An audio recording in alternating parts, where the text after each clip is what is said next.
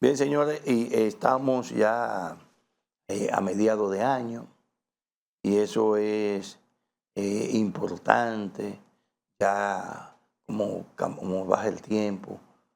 Antes 6 meses se veían como mucho, pero ahora los compromisos múltiples hacen que el día uno lo sienta más corto, pero realmente son 24 horas, igual que como era antes.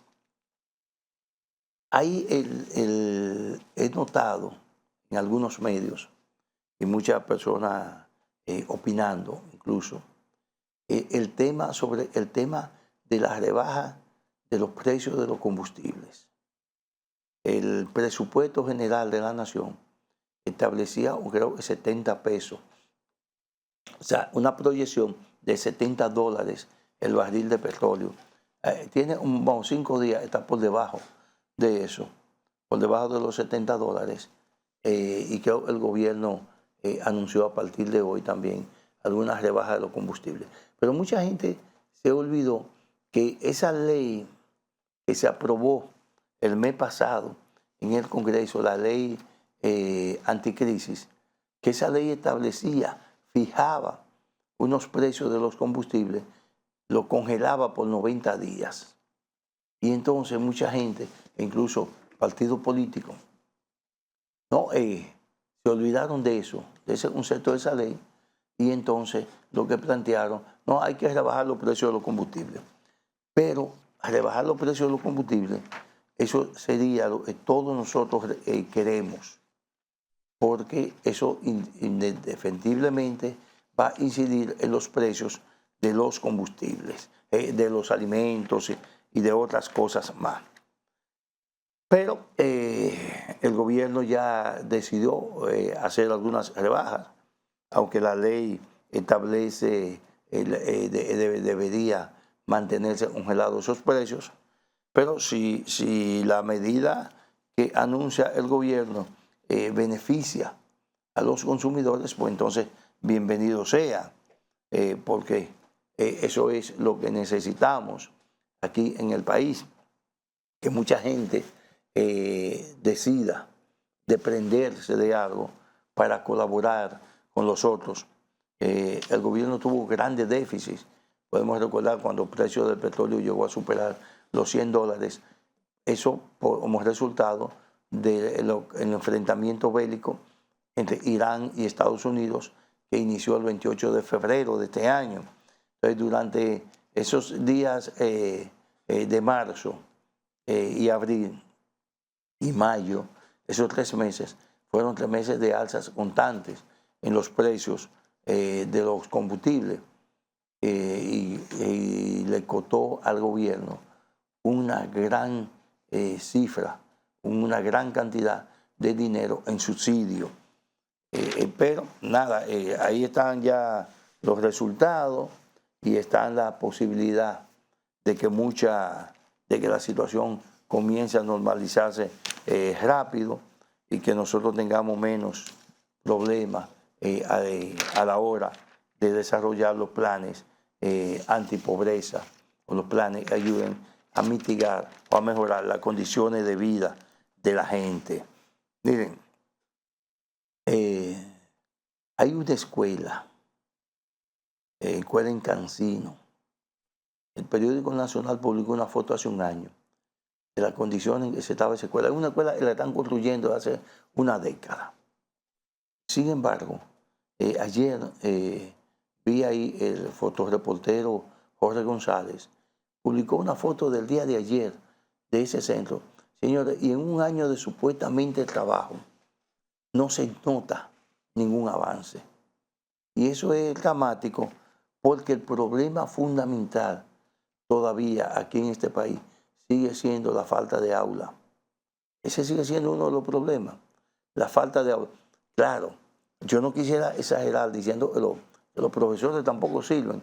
Yo creo que no creo que los profesores no sirvan. Lo que yo creo que no sirve es la dirección, es el gremio, la ADP.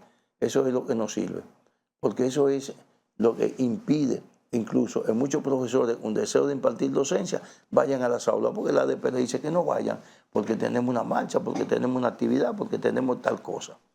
Entonces, para mí lo que nos sirve es la dirección del ADP, el gremio de los profesores.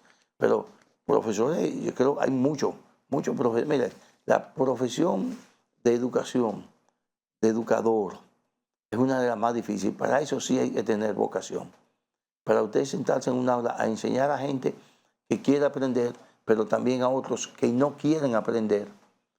Y en una sociedad como esta, donde las evaluaciones psicológicas en las escuelas son muy pocas, muy limitadas, entonces a veces usted tiene un grupo de estudiantes que tienen problemas de conducta, pero esos problemas de conducta son arrastrados por algunas condiciones socioeconómicas, y otros que no tienen esos problemas de conducta, pero que tienen dejadez, tienen el problema de no prestar el índice, el problema de no prestar atención, el déficit de atención. Entonces, eso son problemas serios que los profesores tienen que manejarlo diariamente. Por eso, una de las profesiones más difíciles es la profesión de educación. Por eso siempre hemos abogado por que los educadores tengan buen salario, pero ocurre que el ADP lo ha venido dañando con el asunto de las convocatorias a huelga por cualquier cosa. Escuela, creo, en San Francisco de Macorís, hubo una escuela porque el presidente de la ADP tenía un problema personal con una persona, tenía un problema personal con alguien, y hubo un sometimiento a la justicia, creo que por difamación y eso, y la docencia la suspendían cada vez había una audiencia para que los profesores fueran a respaldar a ese directivo de la ADP. Es un caso personal. Entonces, es una irresponsabilidad con lo que ellos han venido manejando ese gremio y con su responsabilidad ante la sociedad. Por suerte, que en las últimas encuestas que se han hecho, la credibilidad de la ADP ha ido bajando estrepitosamente. Eso es la suerte. O sea, la sociedad está comenzando a sentir la necesidad de rechazar ese tipo de conducta. No de conducta, eso es una inconducta, cuando más uno quiera, porque no podemos seguir manteniendo un sistema educativo así. Otro tema, y las autoridades, y la autoridad de salud pública deben prestar atención. Señor, tú mismo hemos tenido unos 196 casos de leptospirosis y estamos en verano. O sea, no han comenzado la temporada de lluvias que generalmente lo acompañan y la tormenta en las temporadas ciclónicas. Hemos tenido ese inconveniente.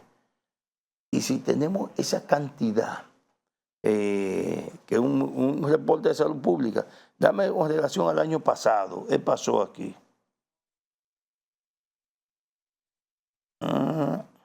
Ok, pero hemos ido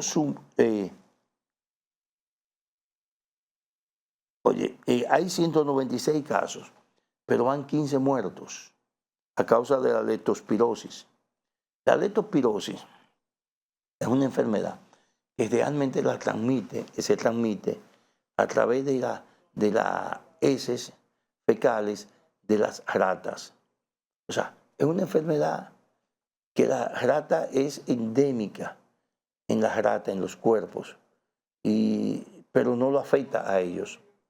Sin embargo, cuando se producen grandes inundaciones, grandes aguaceros, y usted su pie hace contacto con ese fecales de las ratas que realmente están en hoyos, en madrigueras, y que con el agua se llena esa madriguera y entonces salen esos fecales, y por eso en los pozos, en los charcos y en algunas lagunas se queda esa bacteria.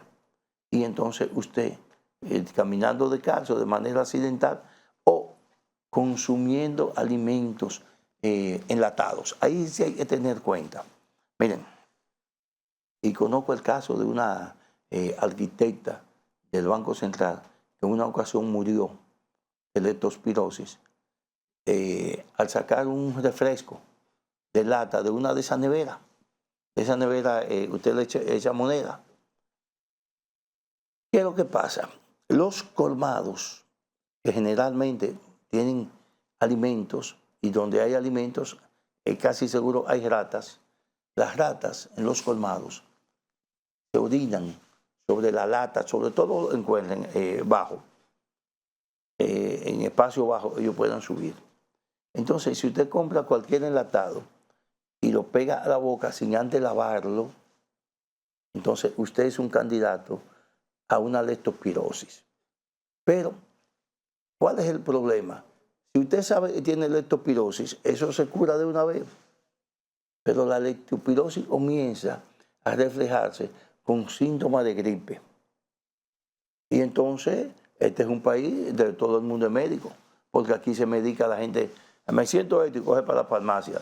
Dame una doloneurobión, metiendo un dolor en las articulaciones. Estoy tosiendo, dame un antigripal. O sea, la gente va al médico cuando ya el caso es sumamente grave. Entonces la leptospirosis se presenta, los cuadros que presentan son similares a los de la gripe.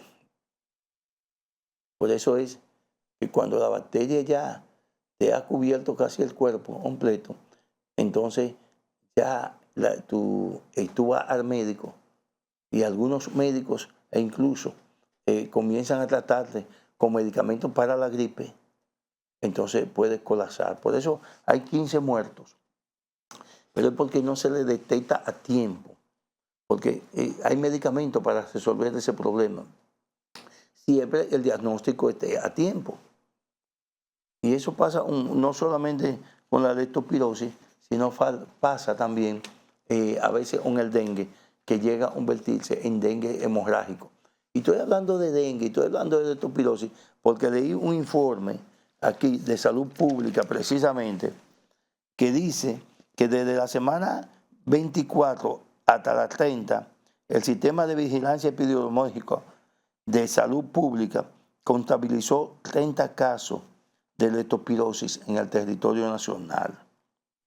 Dice, hasta la fecha se reporta un total de 196 casos y 15 muertes a causa de esta bacteria.